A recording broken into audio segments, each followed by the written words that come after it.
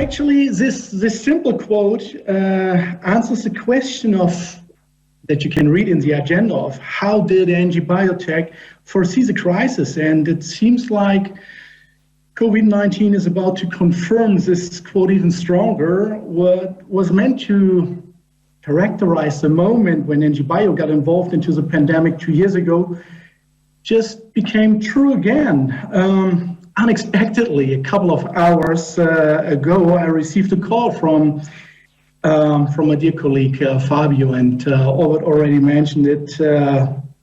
He was supposed to speak to you today at this point, but as Fabio is currently fighting his very, let's say, personal viral combat, I have the pleasure to meet you guys, you ladies and gentlemen, today. My name is Stefan. I'm Chief Business Officer, as Albert said already, of NG Biotech. And it's a great privilege for me to share some insights on NG Biotech's most recent developments today. Okay, so the title is NG Biotech's Peri-Pandemic Evolution. We could call it a journey of growth pain as well. It's only beautiful looking backwards, but when you're in the middle of the storm, it hurts. Thierry was so kind about 2.5 hours ago, specifically addressing numerous macroeconomic effects of the pandemic, and I'd like to provide some insights on NG Biotech's microeconomy, participating heavily in the combat against COVID. So let's refer to the first item of the agenda. How did NG Biotech foresee the COVID crisis? And I have to admit, we didn't do it all. NG Biotech wasn't prepared at all to respond to a pandemic situation like the SARS-CoV-2 outbreak back 2 years ago in February 2020. At this time, we were 30 colleagues working hard every day in our relatively small, but I have to say, well-equipped facility out there in Courbevoie, Dupri, Brittany, very, very western end of Europe. 2,000 square meters of lab, production, office, and warehouse capacity were ours, and the focus was on 2 product families. The AMR business, which is the reason why we meet all together today. And we have this second product family of women health or consumer health these days. And just by a stroke of good fortune, at this moment in time when SARS-CoV-2 arrived, we already had in place a very strong R&D unit, extraordinarily well equipped and professionally managed by the father of our CEO. Most of you may know that NG Bio is a relatively young and family-owned company. Right? So for your background, Mirovan Stankov, he's a pioneer in lateral flow test business with more than 30 years of experience in development and manufacturing in this field of application. So the company's spirit was rather the one of a startup company, I have to admit, and our output capacity at this time was about 200, maybe 250,000 tests per month. What is a lot already when counting Carbo 5, for example. So we didn't anticipate or foresee the crisis, but once it arrived, something special happened. The entire team, as small as it was, the management and also the shareholders, all of them, all the stakeholders included, we took a decision. The pandemic was seen as an opportunity rather than a threat, okay? So I will use the psychological effect now to maintain your curiosity and level of attention. A lack of information about the outcome typically bothers us and keeps us awake, and the effect becomes even stronger here when I'm telling you, wait another 20 minutes and NG Biotech's evolution of the recent 24 months will blow your mind. And the curse of the lines on this slide may already indicate that it was a rocky road. And success in the recent 24 months was everything else but ensured or granted during this journey. Back in February 2020, when SARS-CoV-2 reached Europe, we immediately know that lateral flow tests, they can really make a difference. They are very instrumental tools for the management of such a global outbreak. The tests are robust, cost-efficient, super easy to use, and applicable all around the world. Thierry mentioned and elaborated on this already a lot. And foremost, the enormous upscaling potential of these tests when produced in large-scale serial production allows a super fast response when the demand is increasing. And all of us realize with each and every wave, the demand goes up and down again, up and down again. So we at NGBio had the privileged pleasure, if I may say so, of being part of a very exclusive, already established consortium, including the CEA and the RPHP.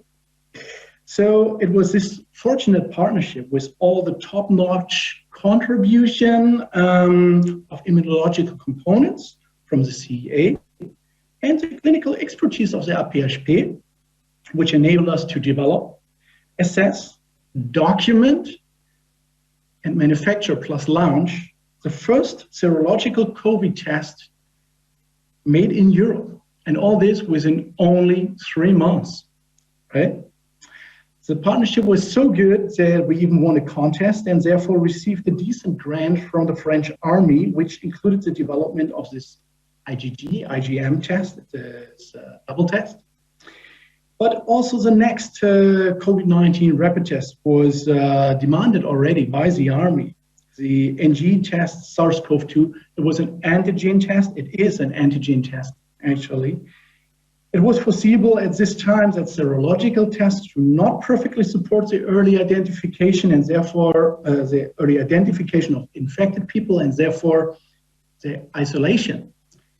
Again, I refer to Thierry's nice pictures, and he showed very well why serological tests play an important role in later stages of the infection, but for early detection, suboptimal. So it was only 6 months after the IgM test that we launched the first, and still the only fully developed and manufactured in France antigen test for nasopharyngeal samples. For all of those who didn't undergo this procedure yet, it's a test that you would call the brain scratch thing, right? You have to push the swab very deep into the nose. We're talking about 6 centimeters, something like that. Yeah, guess what? After the first generation, the IgM, which was co-developed already with CEA and RPHP, again, this development of the assay was supported by one of our valued partners, who I think you guys are present today as well. It's Professor Ponaras and his team from the School of Medicine of the University of Athens. You guys have delivered very valuable contributions for the clinical evaluation and documentation of this assay. And I'd like to take the opportunity here to say thank you again. Okay, actually you prepared the field for everything, all the antigen tests that followed based on this first generation. Good.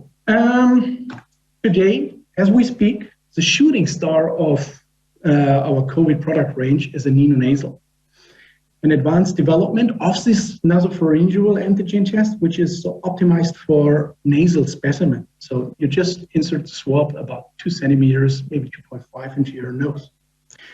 It comes with outstanding performance characteristics and service features that we developed in the meantime and in parallel, like our variant surveillance program, for example.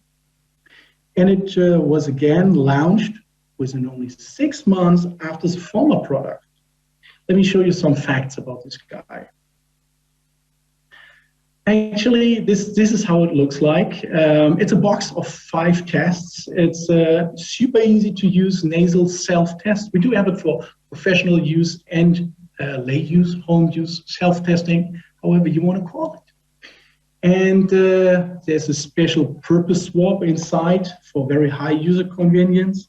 The test is, as said before, developed and manufactured in France. The clinical studies are carried out in Europe entirely, some in Greece, some, the largest one, in Germany, and plenty of them in France. And referring to Thierry's very, very well thought argument that some suppliers for these tests really perform clinical studies on 20 patients only and try to derive a sensitivity and specificity and all these other performance characteristics from the study.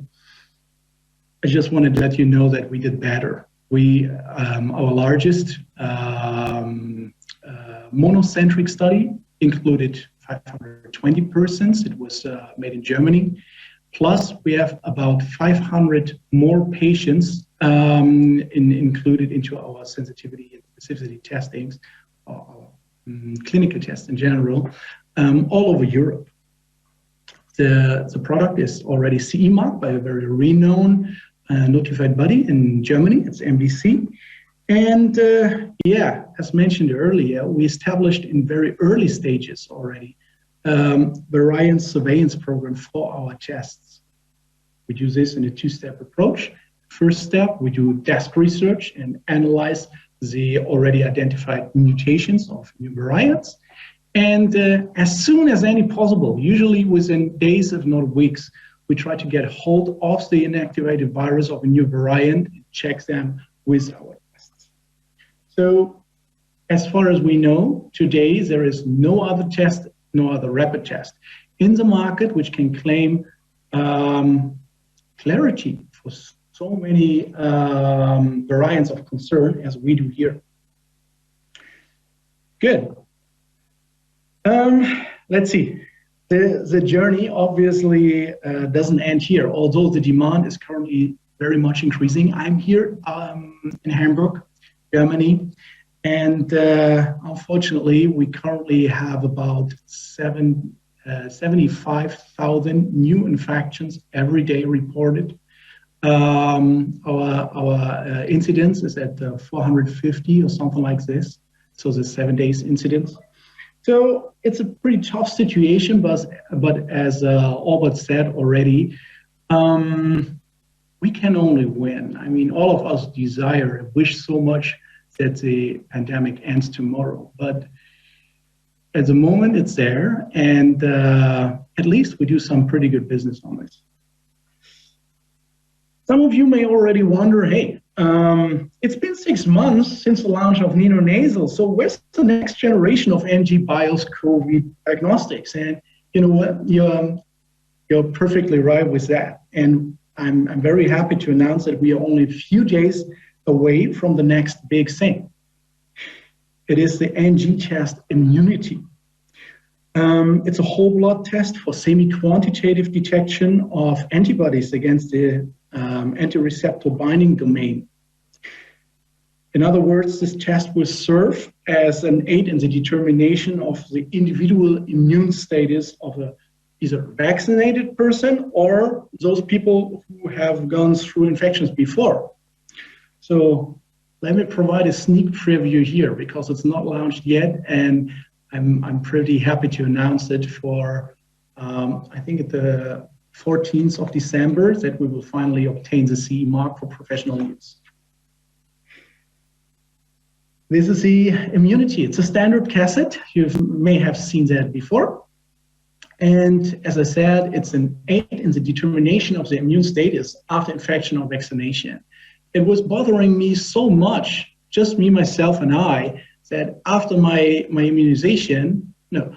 vaccination, I didn't know if it was a successful immunization. So did my body respond properly to the stimulus?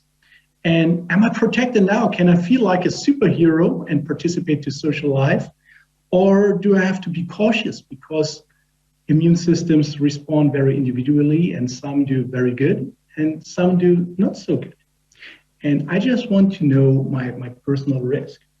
So we developed this assay, and the clinical evaluation was performed in compliance with the first international standard of the WHO for anti-SARS-CoV-2 tests. Actually, we are still suffering on international level, and very, very generally speaking.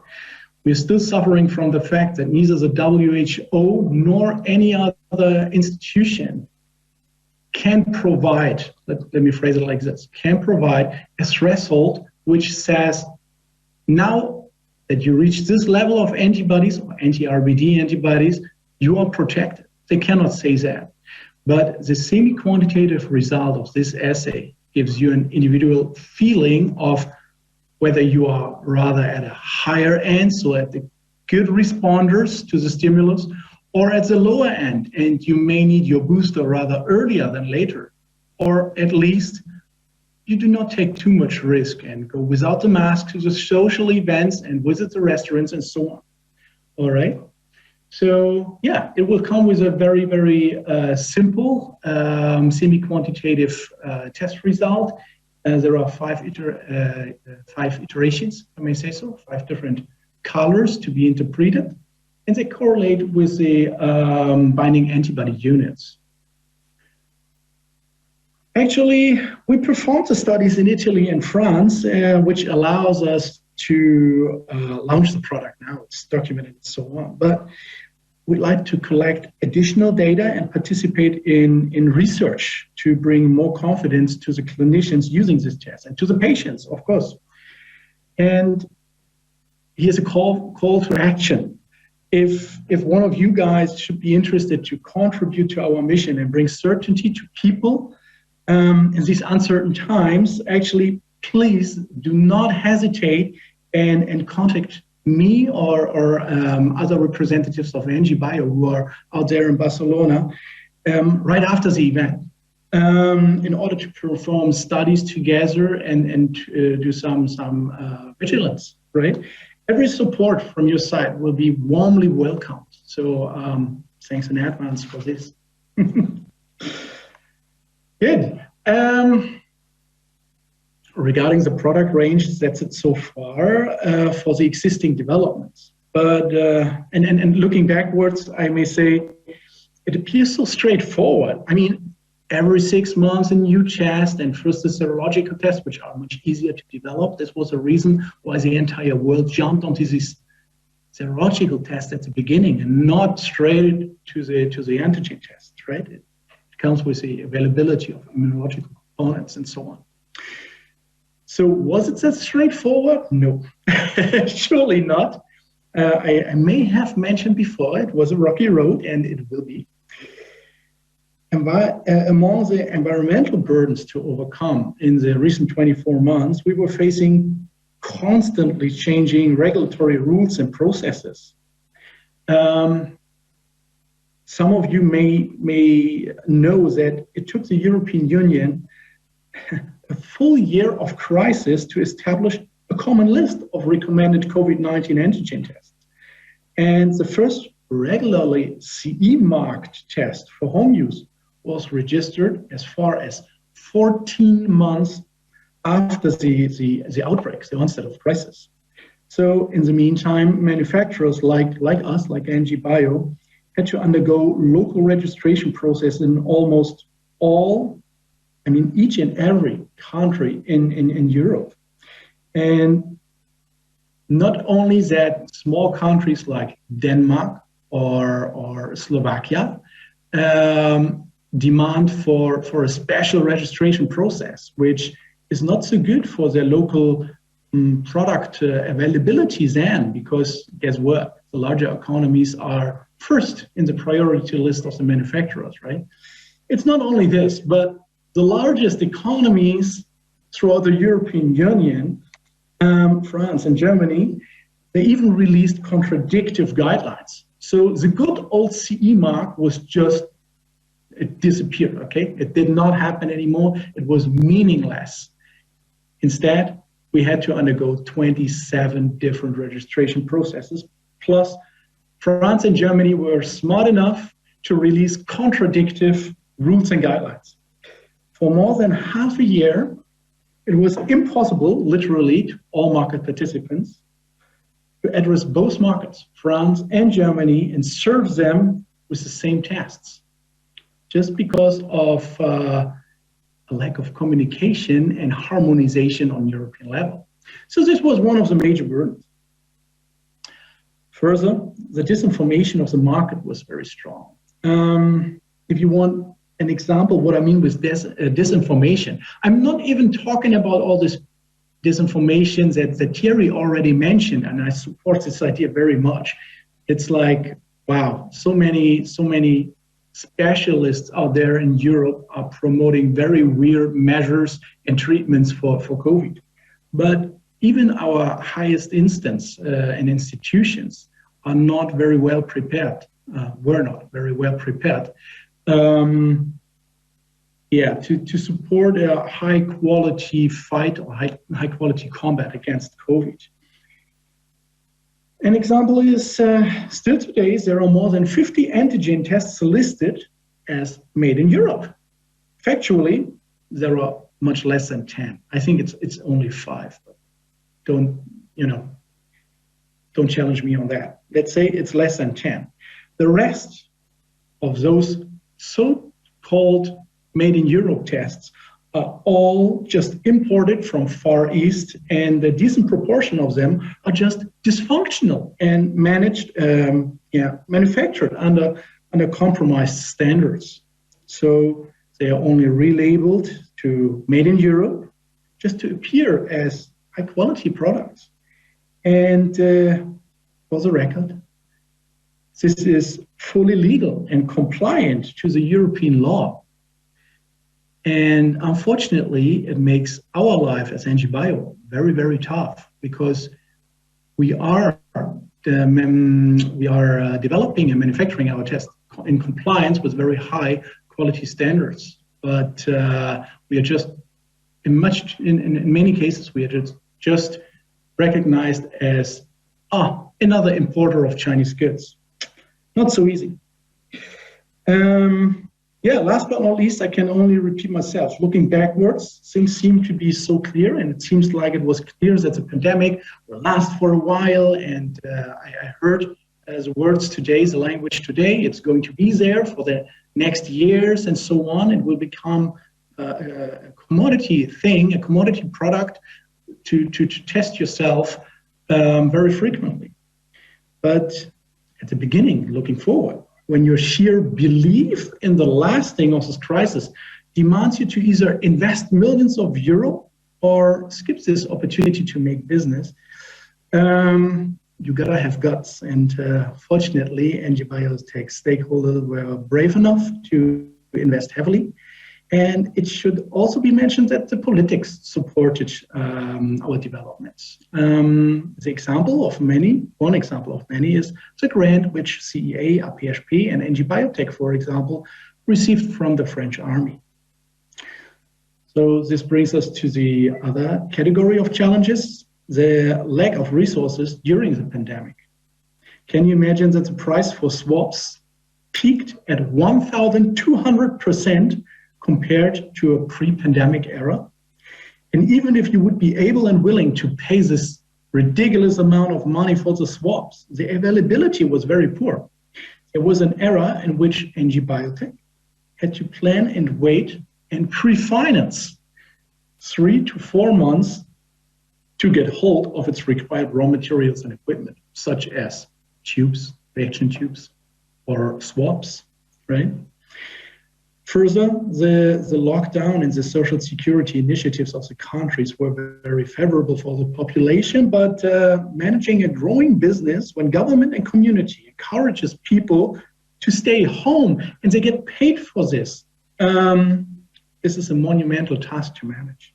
Still today, NG Bio has to refuse orders because even if we have sufficient raw materials, we cannot recruit sufficient people to put things together. This is currently our toughest bottleneck. The people do not want to work. Last but not least, there's this growth challenge of having sufficient financial resources in place at the right time. I said already that you need guts if you want to invest millions just based on your beliefs that the crisis was going to last for a while. And the market evolution happens much quicker than ever in COVID business. And major investments of several million euro have to be made many months prior to the realized increase of demand.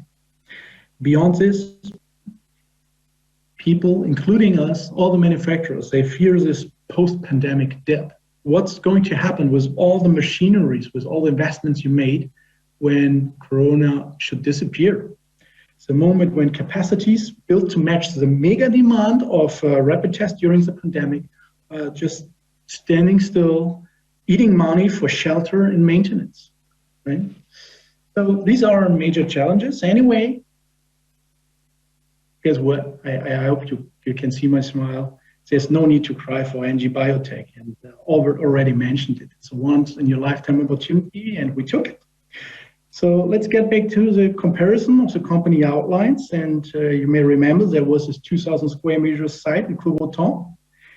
Within only 3 months, we set up an additional site in Fos-Rouge. It's about 10 kilometers away, and the joint space exceeds now 5,000 square meters. So it's an increase by factor 2 or 2.5, if you want to say so, right? And also the number of people. It grew a lot. Actually, more than 8 out of 10 colleagues at NG Bio were not on board at the beginning of last year. That's a quite tricky situation when it comes to the functionality of teams who do not have any common culture, any experience to work together, but just a good spirit and the same mission to produce as many COVID diagnostics as any possible to serve the world out there. So the team counts 6 times the number from before, 185 colleagues today, and we keep on recruiting. As I said before, this is a pretty demanding task these days. Last but not least, let's have a look at our output capacity. You remember in February 2020, we were able to manufacture up to 250,000 tests per month. And today we already produce almost 25 million test equivalents on master sheet level. And we have to outsource the assembling work to numerous partners in order to keep pace with the enormous growth rate. The problem is really the recruiting of people. So we 100-fold the output, right? So this is what we call our personal success stories. There are companies much more growing much stronger and also much more contributing to the combat against COVID. Some of them to name are Abbott or Roche. Nevertheless, we happy. We are very grateful for the decisions taken 2 years ago and for the privilege to contribute to such an important mission, but also good business model. We have to admit this. With all this pleasure, wait a moment. It's going to be the last but one slide. What about the impact on the other products? Actually, the pandemic impacted the healthcare business significantly. Let's have a closer view at NG Biotech's AMR business. This is why we met today. Good news is we realized a growth rate, even in the pandemic, of 30% per year. That's good, and we are considering the facts. I think it was again Thierry who mentioned this before.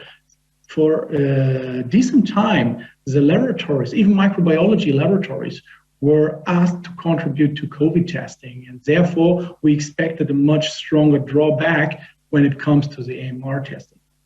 Below the line, we succeeded pretty well here. Growth rates, 30% per year, good news. And beyond this, we established, in the meantime, we used the time to establish a new business structure and hire new resources. 2 of them are joining you in Barcelona at the moment. There's Antonio, our business unit director, and there should be Roger as well, our product manager. Unfortunately, yes, the impact is there, and there are delays in the product development and also in the delivery times for those products which are ordered from our customers. Regarding consumer health or women's health business, we were able to grow the business and even to develop a new product in CE market. It's a new pregnancy test from whole blood samples. And nevertheless, there is a strong impact in the delivery times, and they are strongly compromised these days. Yeah. Nevertheless, below the line, there's something very positive, a positive impact from COVID crisis to the other businesses. First of all, we can contribute to the pandemic combat. We were and we are, and we keep on streamlining our company structures. I have mentioned on the first slide that NG Bio at this time, only 2 years ago, was really a startup company and in this spirit. Today, we became much more mature, if I may say so. And the increase of expertise and capacities, thanks to 185 colleagues that we are today, actually it weighs a lot, and we are super happy. So that's our peri-pandemic company evolution in a nutshell, or not. Hope there were some meaningful insights for you included. There's going to be a roundtable discussion right now, just in case you want to address some questions. And if you'd like to get some additional visual impressions of modern lateral flow test manufacturer, you can either later click the link in this presentation, or you go to our website. Right at the starting page, there is a corporate video, and it gives some very good insights on how lateral flow tests are manufactured, quality checked, and distributed around the world. Thanks a million. Enjoy good health.